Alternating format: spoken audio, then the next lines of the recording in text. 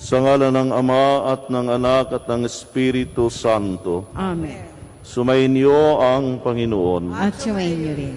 Mga kapatid, sama-sama tayong dumulog sa hapag ng Panginoon. Taglay ang ating mga panalangin ng pagpupuri at pasasalamat, gayon din ang ating mga intensyon, upang maging karapat-dapat tayo sa ating pagdiriwang, ating pagsisihan ang mga nagawa nating kasalanan. Inaamin ko sa makapangyarihang Diyos at sa inyo mga kapatid na lubha akong nagkasala sa isip, sa salita at sa gawa, sa aking pagkukulang, kaya isinasamo ko sa mahal na Birheng Maria, sa lahat ng mga anghel at mga banal, at sa inyo mga kapatid na ako'y panalangin sa Panginoong ating Diyos. Kaawaan tayo ng makapangyarihang Diyos, patawarin sa ating mga kasalanan, patnubayan tayo sa buhay na walang hanggan. Amen.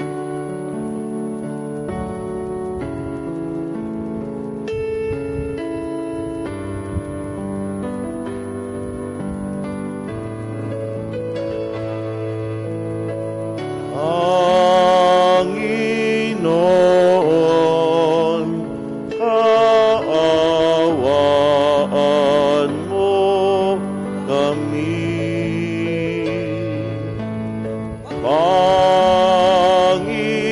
Panginoon, kaawaan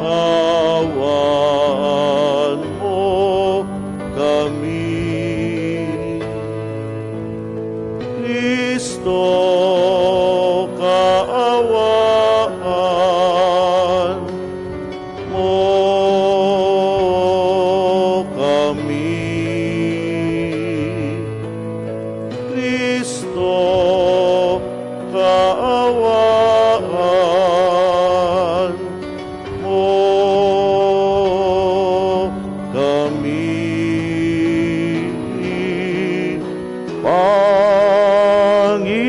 Panginoon, kaawaan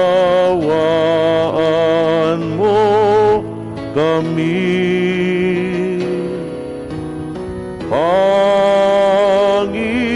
Panginoon, kaawaan mo kami. Manalangin tayo. Ama naming makapangyarihan, ang iyong dakilang pagkamaawain ay nangingibabaw sa aming ginagawang kabutihan at nadaing na mga kahilingan.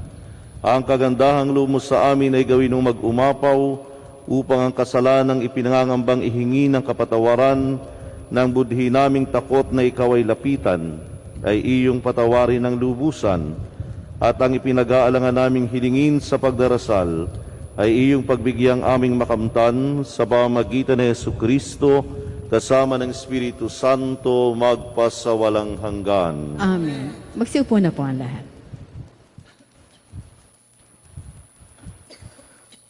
Pagbasa mula sa sulat ni Apostol San Pablo sa mga taga-Galasya. Mga kapatid, nagtataka ako kung bakit kay dali ninyong tinalikdan ang Diyos na tumawag sa inyo sa pamamagitan ng pag-ibig ni Kristo at bumaling kayo sa ibang mabuting balita. Ang totoo'y walang ibang mabuting balita, lamang may mga nanliligalig sa inyo at nagsisikap na baguhin ang mabuting balita tungkol kay Kristo. Maging kami o isang anghel man mula sa langit ang mangaral sa inyo ng iba, kaysa mabuting balitang ipangaral namin, pakasumpain siya. Sinabi namin at inuulit ko, kung may mangaral sa inyo ng iba kaysa mabuting balitang tinanggap ninyo, pakasumpain siya. Ngayon, nangangahulugan bang ang hinahangad ko'y papuri ng tao? Hindi. Ang papuri ng Diyos ang hinahangad ko. Sinisikap ko bang magbigay lugod sa tao? Kung iyan lamang ang hangad ko, hindi na sana ako naging alipin ni Kristo. Ibig kong malaman ninyo, mga kapatid, na hindi katha ng tao ang mabuting balitang ipinangaral ko. Hindi ko ito tinanggap mula sa tao, ni itinuro sa akin ng tao. Si Hesukristo ang nagpahayag nito sa akin. Ang salita ng Diyos. Salamat sa Diyos. Pangako ng poon nati, lagi nating gunitain. Pangako ng poon natin, lagi nating gunitain. Buong puso siyang pasasalamatan, aking pupurihin sa gitna ng bayan. Kasama ng mga lingkod na hinirang, napakadakila ang gawa ng Diyos, pinananabikan ng lahat ng lingkod. Pangako ng poon natin, lagi nating gunitain. Ang gawa ng Diyos matuwid at tapat, at maaasahan lahat niyang batas. Ito ay lalagi at di magwawakas, pagkat ang saligay totoo't matapat. Pangako ng poon natin, lagi nating gunitain. Kaligtasay dulot sa mga hinirang, may ipinangakong walang hanggang tipan. Banal at dakila ang kanyang pangalan, at pupurihin pa magpakailanman. Pangako ng poon natin, lagi nating gunitain. Magsitayo na po ang lahat.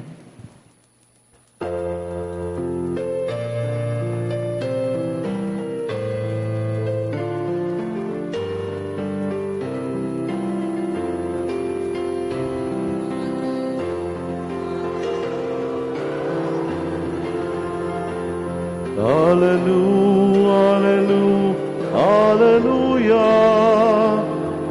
Purihin ang Diyos. Hallelujah.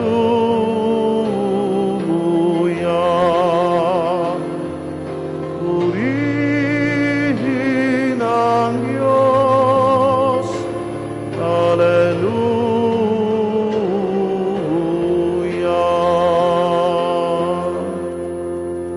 Sumainyo ang Panginoon. At sumayin niyo rin. Ang mabuting balita ng Panginoon ayon kay San Lucas. Papuri sa iyo, Panginoon. Noong panahong iyon, may isang eskribang lumapit kay Jesus upang siya'y subukin.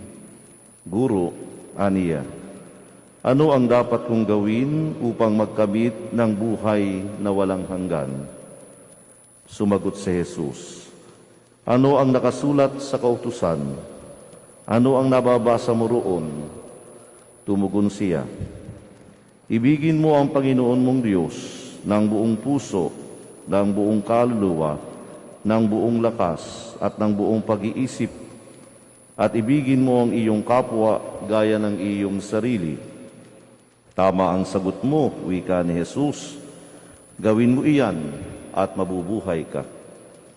Sa hangad ng eskriba na huwag siyang lumabas na kahiya-hiya, tinanong niya uli si Jesus, sino naman ang aking kapwa? Sumagot si Jesus, may isang taong naglalakbay buhat sa Jerusalem patungong Jericho. Hinarang siya ng mga tulisan, kinuha pati damit sa katawan, binugbog at halos patay na ng iwan. Nagkataong dumaan doon ang isang saserdote at pagkakita sa taong nakahandus siya'y lumihis at nagpatuloy ng kanyang lakad. Dumaan din ang isang Levita, ngunit tiningnan lamang niya ito at nagpatuloy ng kanyang lakad. Ngunit may isang Samaritanong naglalakbay na naparaan doon. Nakita niya ang hinarang at siya ay nahabag. Lumapit siya, binusan ng langis at alak ang mga sugat nito at tinalian. Saka isinakay ang tao sa kanyang sinasakyang hayop. Dinala sa bahay panuluyan at inalagaan doon. Kinabukasan, dumukot siya ng 2 denaryo, ibinigay sa may-ari ng bahay panuluyan at sinabi, alagaan mo siya, at kung magkaano man ang kakulangan niyan, babayaran ko sa aking pagbabalik. Sino ngayon sa palagay mo ang nagpakita ng kanyang pakipagkapwa sa taong hinarang ng mga tulisan? Tanong ni Jesus. Ang nagpakita ng habag sa kanya, tugon ng eskriba. Sinabi sa kanya ni Jesus, humayo ka, gayon din ang gawin mo. Ang mabuting balita ng Panginoon. Pinupuri ka namin, Panginoong Heso Kristo. Magsiupo na po ang lahat. Magandang umaga po sa inyong lahat. Magandang umaga po. Kayo din po sa nakikisa sa atin through live streaming. Magandang umaga po. Ang tanong po ng eskriba kay Jesus ay papaano makapapasok sa buhay na walang hanggan. Marahil dahil siya'y nakakapakinig na ng pangangaral ng ating Panginoon. At sa pangaral ni Jesus, wala naman siyang ibang sinasabi kung hindi ang kanyang misyon na dalhin ang tao sa buhay na walang hanggan sa piling ng Ama, na siyang dating estado ng buhay ng tao. Kung ating pong babalikan ang kasaysayan, ang tao'y nasa piling ng Diyos, taglay ang buhay na walang hanggan. Lamang ay naging pasaway ang tao, pumasok ang kasalanan, kaya nawala sa tao ang buhay na walang hanggan sa piling ng Diyos. Ito ngayon si Jesus na isinugo ng Ama para ang tao ay muling maibalik sa kanyang piling sa buhay na walang hanggan. Pero ang tanong ay papaano nga ba mapapasok ang buhay na walang hanggan? Muli binalikan po ni Jesus yung binabanggit sa lumang tipan, sa aklat ng Deuteronomio at sa aklat ng Leviticus. Ang pag-ibig sa Diyos at ang pag-ibig sa kapwa-tao. Pero talaga hong nagmamalaki yung eskriba. Ang sabi niya, alam ko na ho yan. Pero hindi pala sapat lamang ang alam. Hindi pala sapat lamang na pwede mong isa-isahin ang 10 utos ng Diyos. Merong hamon si Jesus doon sa eskriba. Ang sabi niya, gawin mo iyan at mabubuhay ka. Makakamit mo ang buhay na walang hanggan. Ang pagpasok sa buhay na walang hanggan ay hindi lamang po sapat yung alam mo ang tungkol sa iyong pananampalataya. Hindi sapat yung alam mo ang turo, ang aral ng simbahan, ang aral ni Kristo. May kasamang paggawa. May kasamang misyon. Katulad ng pananampalataya, parating sinasabi po sa atin, hindi sapat lang ang pananampalataya, sinasamahan ng paggawa. Pero papaano gagawa? Muli po, binanggit ni Jesus ang talinhaga ng mabuting Samaritano. Ipinapaunawa sa atin na ang ating kapwa na kanyang binabanggit ayon na rin sa tanong ng eskriba ay walang iba kung hindi ang pagtugon sa ating kapwa, maging anuman sila, maging sino man sila, katulad ng isang nangangailangan at hindi hadlang kung kayo merong hidwaan katulad ng mga Hintil at ng mga Hudiyo, ng mga Samaritano at ng mga Hudiyo. Dahil ang kapwa ay ang kapwa-tao natin, ang ating nakikita, ang ating nakasalamuha sa araw-araw. Kung paano tayo magbibigay ng sarili sa mga ito ang konkretong ekspresyon ng ating pag-ibig sa Diyos. Kaya nga po sa simbahang sinodal na binabanggit ng Santo Papa, ang simbahang naglalakbay ng sama-sama, dito tayo dinadala sa diwa ng pakikipag-ugnayan sa ating kapwa-tao, ng ating pagbibigay ng sarili sa ating kapwa, ng pagsisikap na sila'y isama sa paglalakbay sa buhay na ito, hindi lamang yung ating mga kakilala, hindi lamang yung mga sikat, hindi lamang yung mga kinikilala, kung hindi lalo't higit yung mga nangangailangan, yung mga taong nasa laylayan, yung mga nasa periferis, yung mga mahihirap nating mga kapatid. At ito naman talaga ang hamon sa atin ng New Evangelization, finding the lost, the least, and the last. Kaya nga, sa buhay ni Jesus, ito naman ang kanyang ginawa din. Hinanap niya ang mga makasalanan, hinanap niya yung mga nangangailangan. Dahil sila ang konkretong larawan ng ating kapwa-tao. Kaya nga po sa ating patuloy na pagsisikap, nakamtin ang buhay na walang hanggan, o ang sabi natin ay langit sa piling ng Diyos. Pagsumikapan natin, natugunin ang ganitong misyon ng ating buhay. Mamahalin ng Diyos, uunahin ng Diyos ang lahat ng bagay, at ating ipapakita ang pagmamahal na ito sa ating pagmamahal sa ating kapwa, maging anuman sila, maging sino man sila, sapagkat tayong lahat naman, sama-sama tayong naglalakbay. Iisang gusto nating patunguhan, ang buhay na walang hanggan. At nawa atin itong marating, makamit, hindi lamang iilan, hindi lamang ako, hindi lamang ikaw, kung hindi sama-sama tayo. Nawa pagdating ng araw, kamtin natin ang tunay na kaligayahan sa tunay na tahanan sa buhay na walang hanggan. Amen.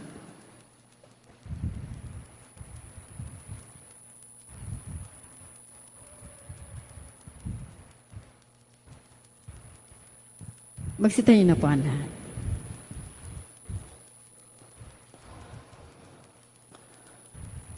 Mga kapatid, baging sa ngayon, maraming tao nag-aabang sa bangketa nangangailangan ng mga salitang nakapagpapagaan ng kalooban o naghihintay ng kamay na handang dumamay. Manalangin tayo sa Amang nasa langit upang maipadama natin ang ating pagmamahal sa konkretong aksyon kaysa sa magandang salita lamang. Ang ating tugon, Panginoon, dinggin mo ang aming panalangin. Panginoon, dinggin mo ang aming panalangin. Ang simbahan sa kanyang mga pastol at bayan naway magpakita ng pag-ibig ng Diyos sa pamamagitan ng pagmamahal sa kapwa. Manalangin tayo sa Panginoon. Panginoon, dinggin mo ang aming panalangin. Ang mga naglilingkod sa mga dukha naway hindi manghina ang loob o mawala ng pag-asa. Manalangin tayo sa Panginoon. Panginoon, dinggin mo ang aming panalangin. Ang bawat taong nakasalamuha natin, naway pakitaan natin ng kabutihang loob at paggalang.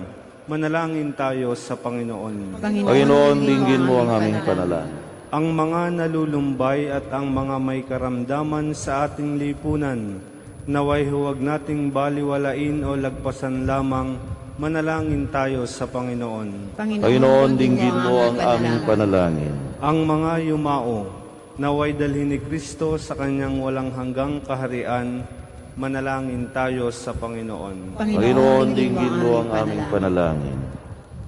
Ama naming Diyos, habang ipinagdarasal namin ng iba, tulungan mo kaming mahalin, paglingkuran ng aming kapwa, at tanggapin ang iyong mahal na anak na nabubuhay at nagahari magpakailanman. Amen. Magsiupo na po ang lahat.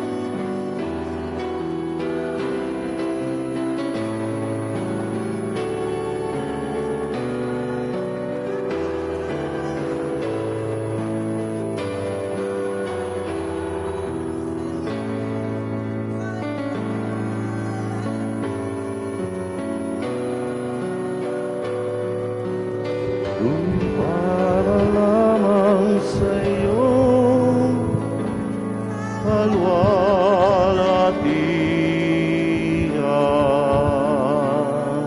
Magsitayo na po ang lahat. Manalangin kayo mga kapatid upang paghahain natin kalugdan ng Diyos sa mga makapangyarihan. Tanggapin nawa ng Panginoon paghahain sa iyong mga kamay sa kapurihan niya at karangalan sa ating pakanabangan at buong sambayan ng banal.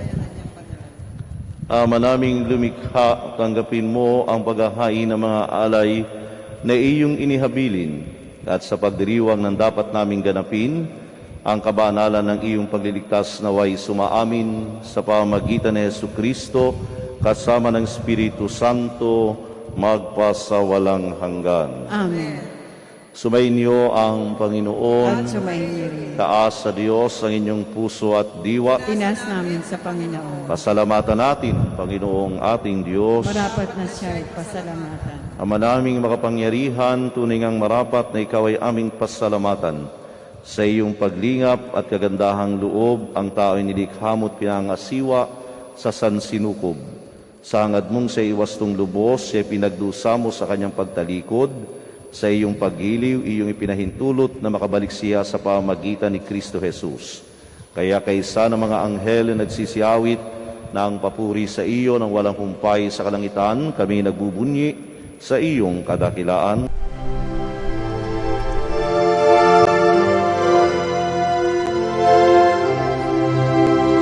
Santo, Santo, Santo, Panginoong Diyos makapangyarihan, napupuno ang langit at lupa ng kalwalhatian mo.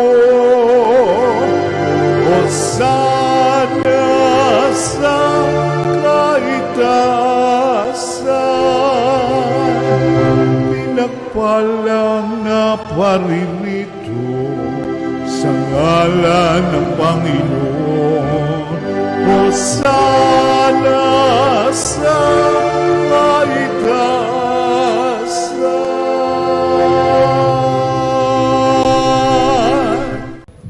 Ama naming banal, ikaw ang bukalang tanang kabanalan, kaya't sa pamagitan ng iyong Espiritu ganung banal ang mga kaloob na ito, upang para sa amin ay maging katawan at dugo ng aming Panginoong Hesu Kristo.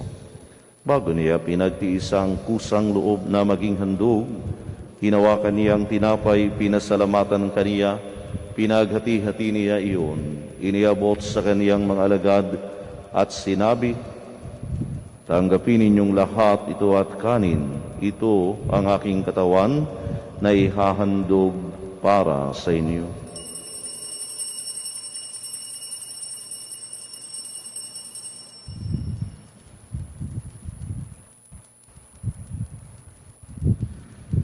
Ngayon din naman nung matapos ang hapunan, hinawakan niya ang kalis, muli kaniyang pinasalamatan. Iniabot niya ang kalis sa kaniyang mga alagad at sinabi, "Tanggapin ninyong lahat ito at inumin, ito ang kalis ng aking dugo, ng bago't walang hanggang tipan. Ang aking dugo na ibubuhos para sa inyo at para sa lahat sa ikapagpapatawad ng mga kasalanan. Gawin ninyo ito sa pag-alala sa akin."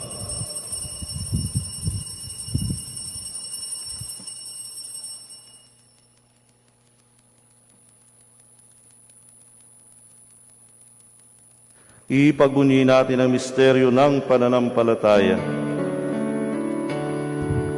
Si Kristo'y namatay, si Kristo'y nabuhay, Kristo'y babalik sa wakas ng panahon. Ama, ginagawa namin ngayon ang pag-alala sa pagkamatay at muling pagkabuhay ng iyong anak, kaya tiniaalay namin sa iyo ang tinapay na nagbibigay buhay at ang kalis na nagkakaloob ng kaligtasan. Kami nagpapasalamat dahil kami iyong minarapat tumayo sa harap mo para maglingkod sa iyo. Isinasamo namin kami magsasalo-salo sa katawan at dugo ni Kristo ay buklod sa pagkakaisa sa pamamagitan ng Espiritu Santo. Amalingapin mo ang iyong simbahang laganap sa buong daigdig. Puspusin mo kami sa pag-ibig kay San Francisco na aming Papa, ni Mel Rey na aming Obispo at ng Talang Kaparian. Alalahanin mo rin ang mga kapatid naming nahimlay na may pag-asang sila'y muling mabubuhay, ngayon din ang lahat ng mga pumanaw. Kaawaan mo sila at patuloyin sa iyong kaliwanagan, kaawaan at paginabatin kaming lahat na makasalo sa iyong buhay na walang wakas. Kaysa ng mahal na Birheng Maria na ina ng Diyos ni San Jose na kaniyang esposo, kaysa ng mga apostol ang lahat ng mga banal na namuhay dito sa daigdig ng kalugod-lugod sa iyo, may pagdiwang nawa namin ang pagpupuri sa ikararangal mo sa pamagitan ng iyong anak na aming Panginoong Hesu Kristo. Sa pamagitan ni Kristo, kasama niya at sa kaniyang lahat ng parangal, papuri sa iyo, Diyos amang makapangyarihan, kasama ng Espiritu Santo, magpasawalang hanggan.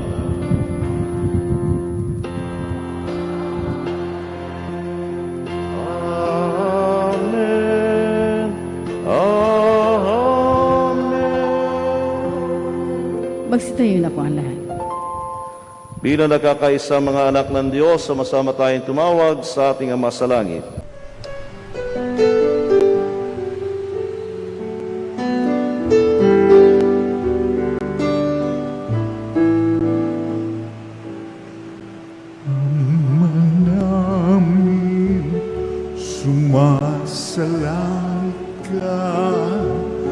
sambahin ang ngalan mo, mapasamin ang kaharian mo, sundin ang loob mo dito sa lupa para nang sa langit. Bigyan mo po kami ngayon ng aming kakanin sa araw-araw at patawarin mo kami sa aming mga sala para ng pagpapatawan namin sa nagkakasala sa amin. At huwag mo kaming ipagdulot sa tukso,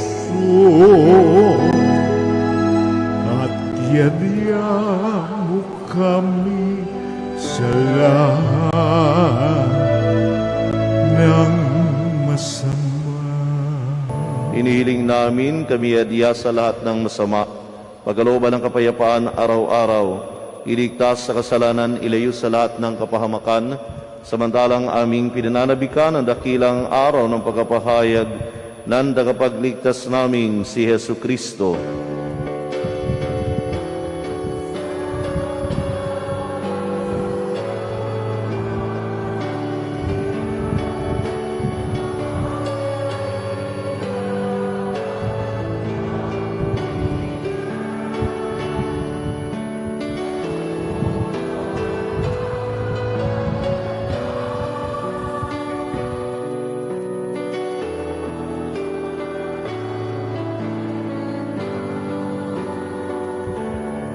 Panginoong Jesucristo, sanayan mo sa iyo mga apostol, kapayapaan ang iniiwan ko sa inyo, ang aking kapayapaan ang ibinibigay ko sa inyo.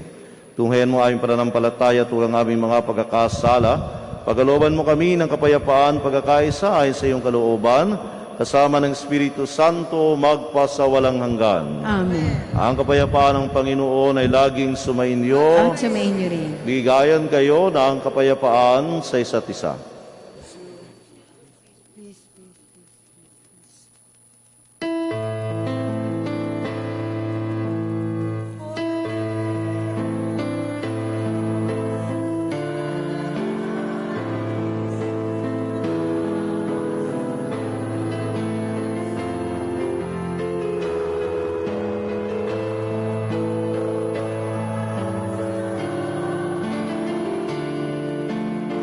Awa ka sa amin,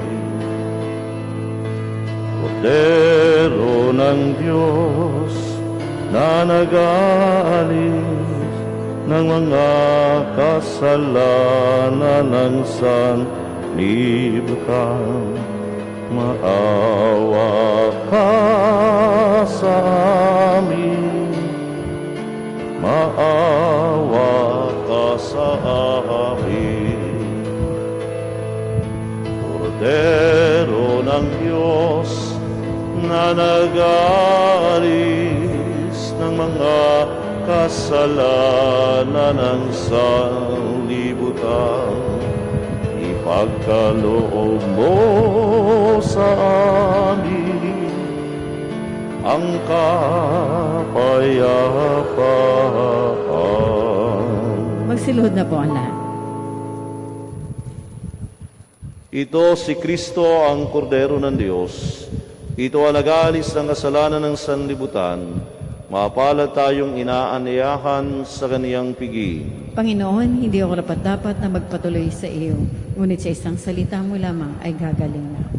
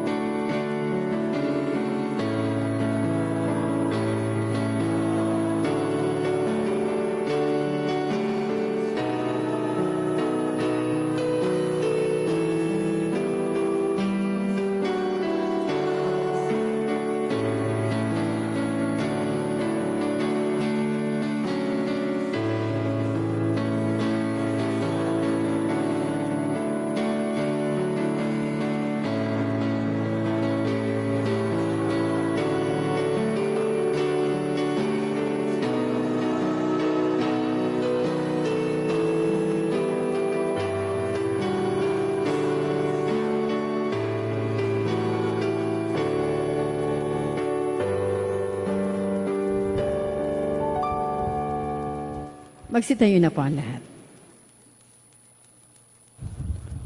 Manalangin tayo.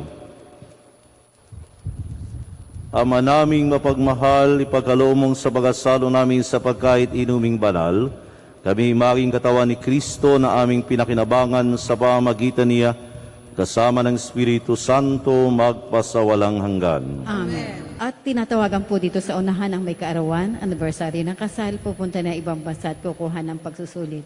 Pati na rin po ang may mga religious articles para sa bendisyon at panalangin. Salamat po.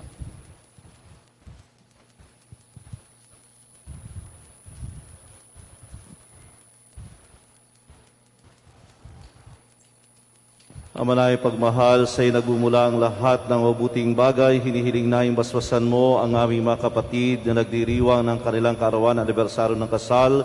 Pagkalooban sila mas mahaba at makahulugang buhay, mabuting kalusugan, mapayapang kalooban, maliwanag na kaisipan, mga tapat na kaibigan, maayos sa hanap buhay at kaligtasan sa anumang kapahamakan. Basbasan mo rin ang kanilang gawain at hadikain upang ito'y matupad ayon sa iyong kalooban. Pagpalain mo rin ang kanilang angkan at mga mahal sa buhay. Higit sa lahat, patatagin sila sa pananampalataya, patibayin sa pag-asa, at pag-alabin sa pag-ibig.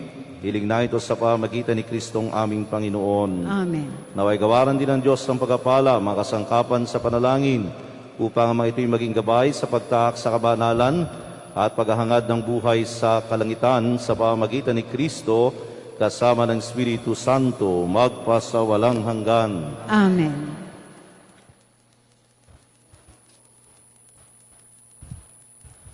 Palakpakan po natin sila. Salamat po.